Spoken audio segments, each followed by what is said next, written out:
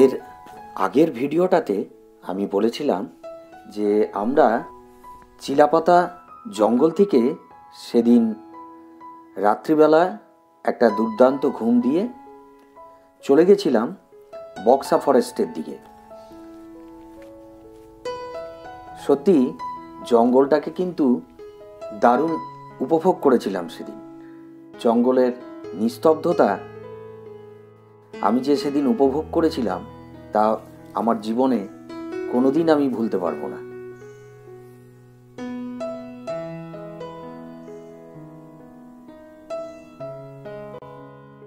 এত সুন্দর যে জঙ্গলের পরিবেশ হয়, নিস্তব্ধ চারিদিক, একটা গা ছমছমে ব্যাপার।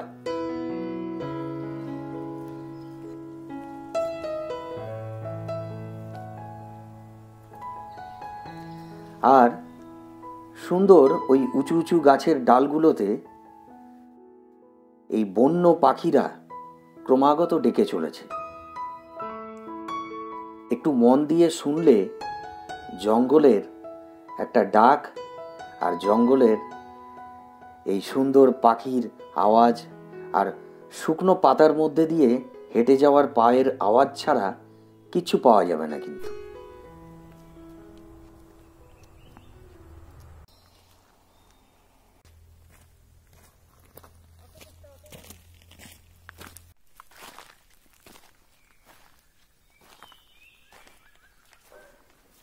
সেদিন দুপুরবেলায় লাঞ্চ সারবো বলে আমরা খয়ের বাগান বলে একটা জায়গাতে গিয়ে উঠলাম।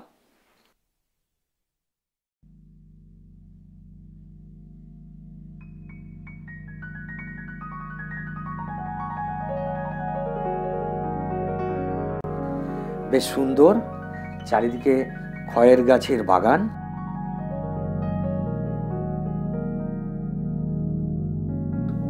পাহাড়ি ঝর্ণা নদীর তীরে একটা সুন্দর খাওয়ার ছোট্ট ধাবা মতন।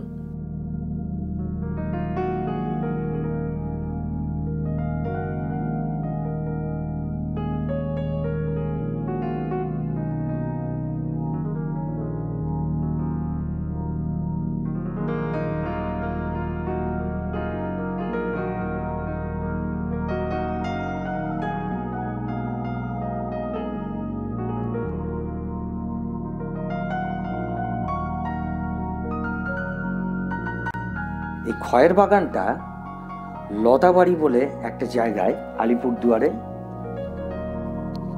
এই খয়ের বাগানটা। আর যে ধাবাটাতে আমরা খেতে গেছিলাম এটা ছিল জায়গা ধাবা।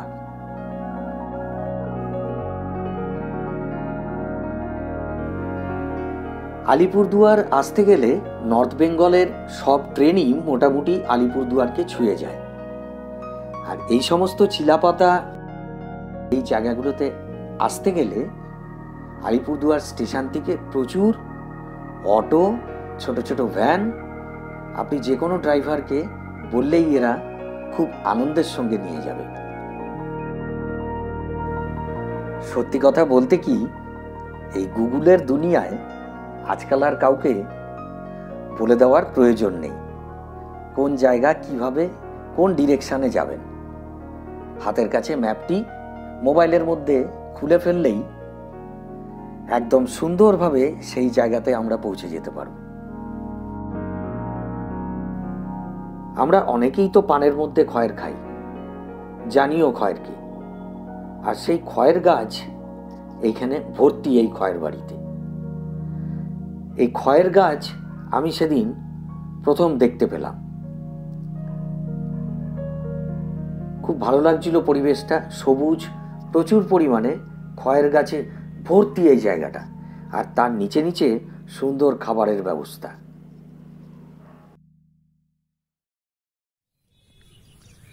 আজকে এখানেই আমরা লাঞ্চ সারবো, এই নদীর পাড়ে খয়ের বাগানটার কাছে।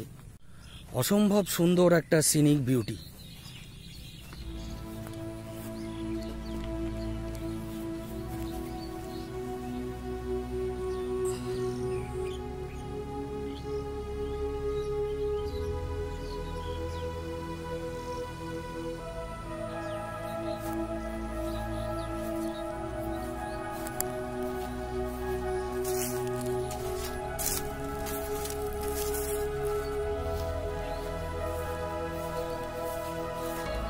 এই নদীর পাড়ে বসে আজকে লাঞ্চটা আমরা এনজয় করব। কি অসম্ভব সুন্দরভাবে কুলকুল করে একটা পাহাড়ি ঝর্ণা নদী বয়ে যাচ্ছে, আমি দেখাই আপনাদেরকে। আর এই নদীর পাড়েই সমস্ত এই যে গাছগুলো দেখতে পাচ্ছি, এগুলো আমাদের খয়েরের গাছ।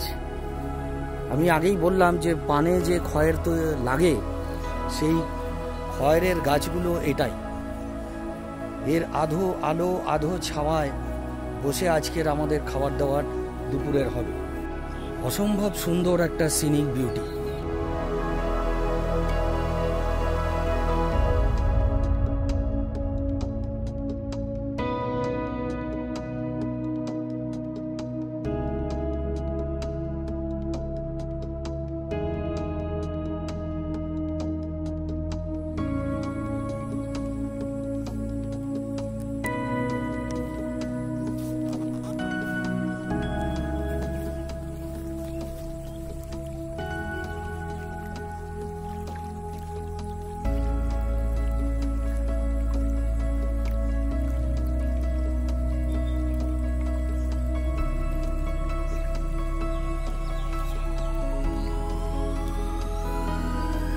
মনকে পাগল করা এক অপূর্ব পরিবেশ।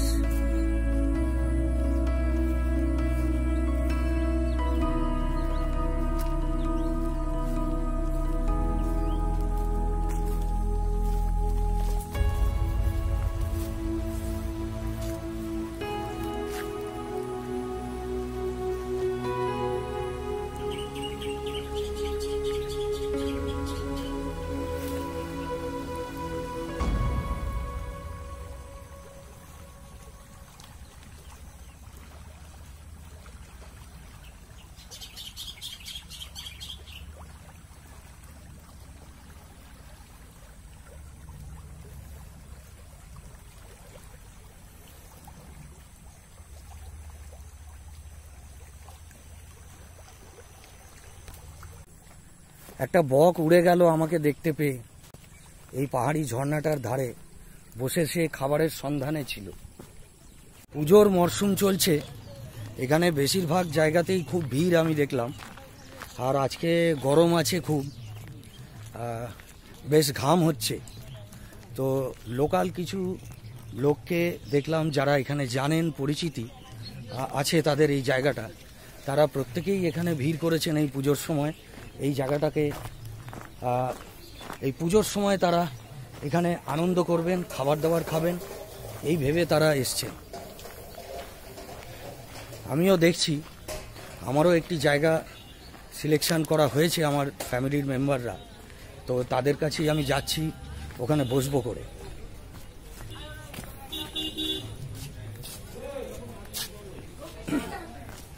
অত্যন্ত সুন্দর জায়গা এবং দারুণ পরিবেশ এই জায়গাটা।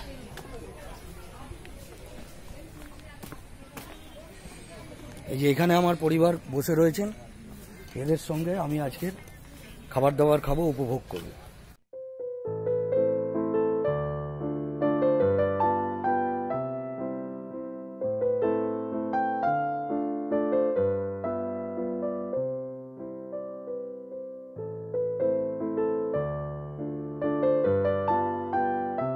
আমরা খাবার দাবার খেতে বসেছি আমাদের পরিবারের লোকরা সবাই মিলে। জাস্ট এই খয়ের গাছের ছাওয়ায়, যে আমি বলছিলাম, একদম খয়ের গাছের ছাওয়ার মধ্যেই আমরা বসে পড়েছি।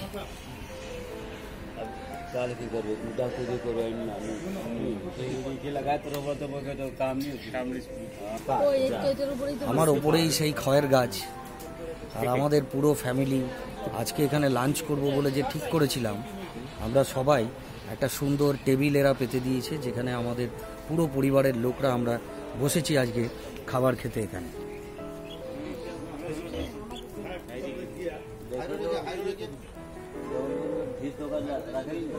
এইখানেই আমরা আজকে দুপুরবেলার লাঞ্চ সারবো। আর সঙ্গে আমার পরিবারের সব সদস্যরা রয়েছেন।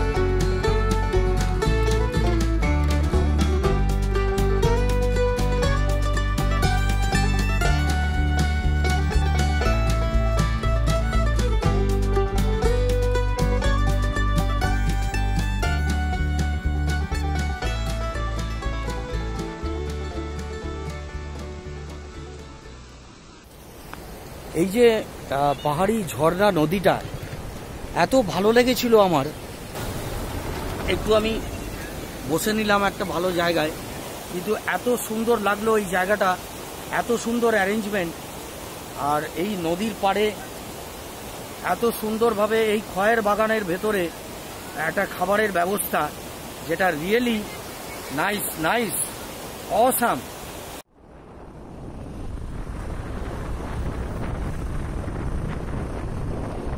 সেদিন সন্ধ্যা হয়ে গেল আমাদের ফিরতে ফিরতে খয়ের বাড়ির থেকে। চলে এলাম আমরা আলিপুরদুয়ারে। এবারে বক্সা ফরেস্টটা দেখতে হবে। তবে এবারে তো আমি আমার নিজের বাড়ি, আরেকটি বাড়ি, সেখানে চলে এসেছি। এবারে বাইক সফর করে এখান থেকে একদম বক্সা ফরেস্ট খুব কাছাকাছি, 5-6 কিলোমিটারের মধ্যে। বাইক সফর করে বক্সা ফরেস্টটা আমি দেখতে থাকবো। এবার ঠিক করলাম তাই। বক্সা ফরেস্টের ভেতরে আজকে একটু বাইক রাইডিং করব। দুজনে আজকে ওই বাইক নিয়েই বেরিয়ে পড়েছি, বাইক রাইডিং করব ফরেস্টের ভেতরে। উত্তরবঙ্গের চিরহরিত অরণ্য আর বনাঞ্চলের এরিয়ার মধ্যে দিয়ে সুন্দর করে কালো পিচের রাস্তা করে দেওয়া আছে। তখনও আমরা কিন্তু কোনো কোর এরিয়াতে যাইনি। কোর এরিয়াতে যাওয়া নিষেধাজ্ঞা আছে। আমরা এই বনাঞ্চলটার আউটার এরিয়াগুলো দুজনে ঘুরে ঘুরে দেখবো ঠিক করলাম।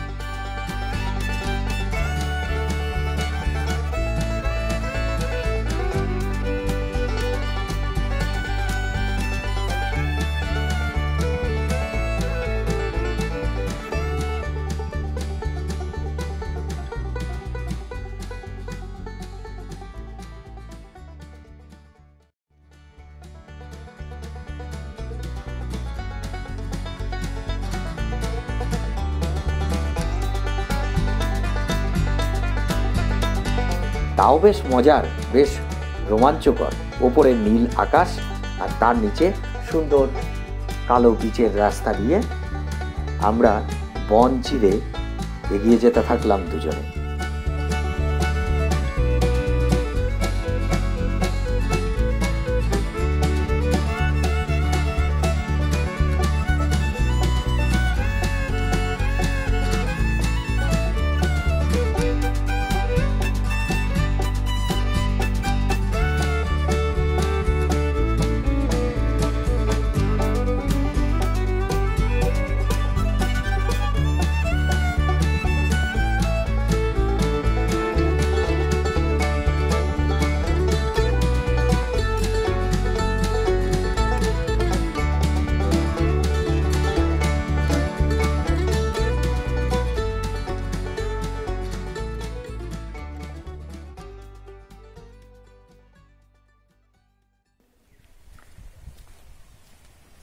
একটা জায়গায় এসে দুজনে একটু দাঁড়িয়ে পড়লাম। আশপাশের দৃশ্যটা দেখে একদম মনে হচ্ছিল জানি কোনো ক্যালেন্ডারের পোস্টার দেখছি না তো।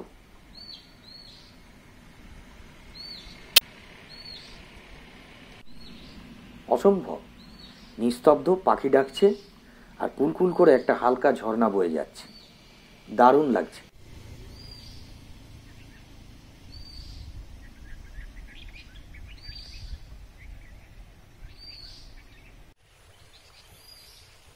এই চতুর্দিকে যে ফরেস্টগুলো না, এগুলোতে প্রচুর লেপার্ড আর হাতির এখানে করিডোর এবং হাতির থাকার জায়গা। আমি যেতে যেতে আমরা শুনলাম যে আমরা ব্যাড লাক, আমরা যাওয়ার 10 মিনিট আসছি যখন, ঠিক 10 মিনিট আগেই একটা এলিফ্যান্ট করিডোর দিয়ে, হাতিরা সাধারণত একটা করিডোর দিয়ে পাস করে, তো সেই করিডোর দিয়ে কিন্তু হাতি বেরিয়ে গেল ঠিক 10 মিনিট আগে। আমার ব্যাড লাক, দেখতে পেলাম না। আমি তো যে জায়গাটা দিয়ে যাচ্ছি অদ্ভুত সুন্দর একটা জায়গা, অপূর্ব সিনিক বিউটি, চারিদিকে প্রচুর পাখির ডাক, জঙ্গলের গাছ, আর ওই ঝর্ণা নদী বয়ে যাচ্ছে, যার কলকল আওয়াজ আমার এখান থেকেও কানে আসছে।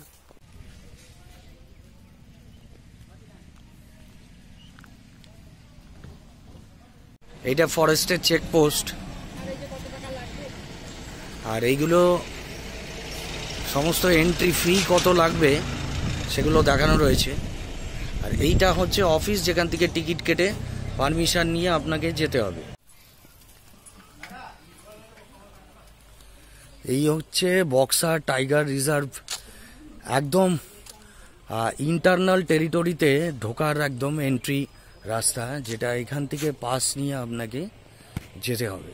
এই অফিস থেকে আপনাকে পাস তৈরি করে এর ভেতরে গেটে পারমিশন নিয়ে ঢুকতে হবে।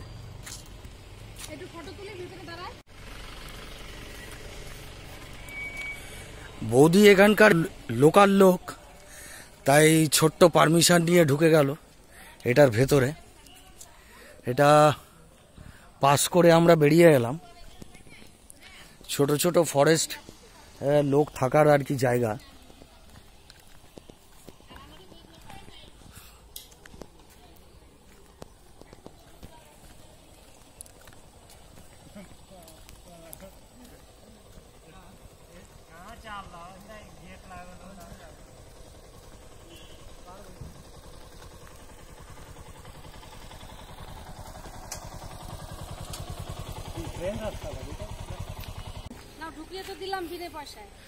হ্যাঁ, আমাকে বিনা পয়সায় ঢুকিয়ে দিয়েছে।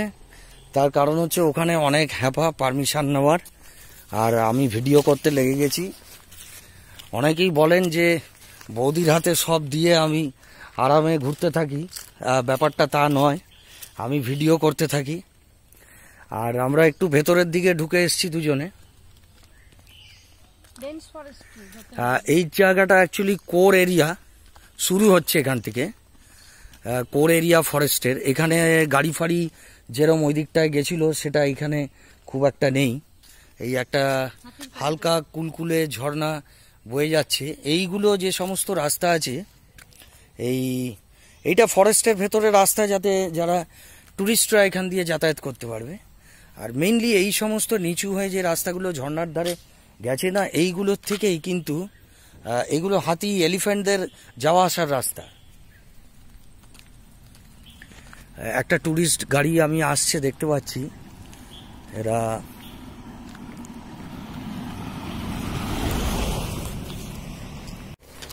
আমরা আর ভেতরটায় খুব একটা যাব না, কারণ হচ্ছে কি এর ভেতরে পারমিশন ছাড়া যাওয়া নিষেধ।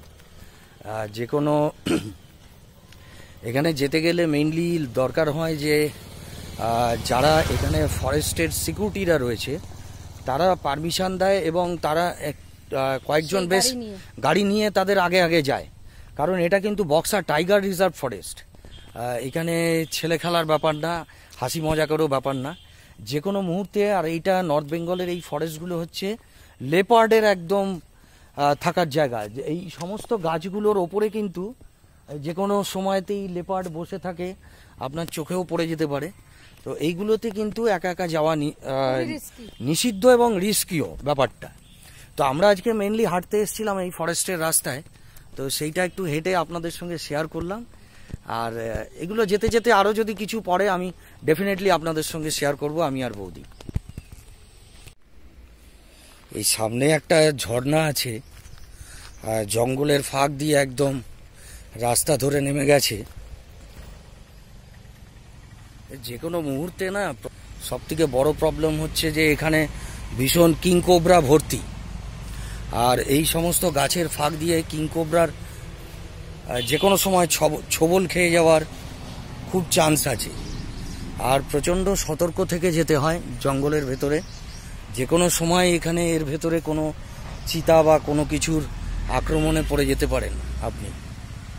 তো আমি এইটার মধ্যেই ঢুকেছিলাম। এই সমস্ত গাছের মধ্যে ভীষণ লেপার্ড বা এরা বসে থাকে, একদম গহীন ফরেস্ট। দেখে মনে হলেও যে এই জায়গাটা ফাঁকা, একটা ঝর্ণা বয়ে যাচ্ছে, আমি সেই জায়গাটাতেই এলাম। দেখে মনে হয় যে ফাঁকা আছে, যে কোনো মুহূর্তে এই ওয়াইল্ড অ্যানিমেলদের খপ্পরে পড়ার কিন্তু চান্স আছে। তো এই ঝর্ণাটা আমি দেখাচ্ছি, এইটা বয়ে গেছে একদম এই পুরো এই জঙ্গলের ধার দিয়ে জঙ্গলের পশুরা এখানে কিন্তু বিকেলবেলা তাদের নানা রকম এই জলপান করতে আসে। এটা তো এই সমস্ত ফরেস্টের মধ্যে এটা ভীষণ ভয়ের ব্যাপার একটা।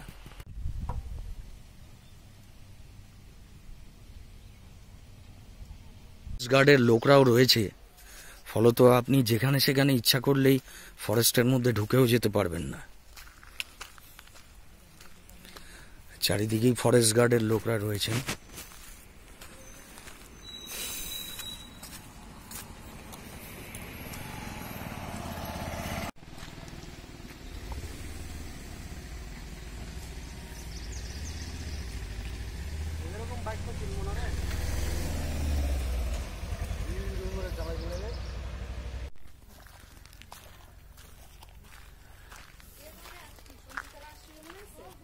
আমি এখন এই জায়গাটায় চলে এসেছি। ফরেস্টের আউটার এরিয়াগুলো একটু ঘোরাঘুরি করে আমরা চলে গেলাম রাজা ভাত খাওয়া, যে বক্সা ফরেস্টের ভেতরে একটা টাইগার রেস্কিউ সেন্টার রয়েছে, আর খানিকটা মিউজিয়ামও আছে। এই জায়গাগুলোতে আমরা ঘুরতে চলে গেলাম। আর আমাদের সঙ্গে তখন ওখানে গিয়ে আবার জয়েন করলো আমাদের পারিবারিক বন্ধু, আমার মিসেসের এবং আমার বৌমা, আমার শালার স্ত্রী, সেও ওখানে জয়েন করলো। তো আমরা সবাই ওই জায়গাতে বেশ খানিকটা এনজয় করতে থাকলাম। আরও কিছু জিনিস দেখলাম, সেইগুলো আমি সামনের সপ্তাহে আবার প্রকাশ করব। মোটামুটি নেক্সট উইকে আমাদের এই নর্থ বেঙ্গল সিরিজটা শেষ হয়ে যাবে।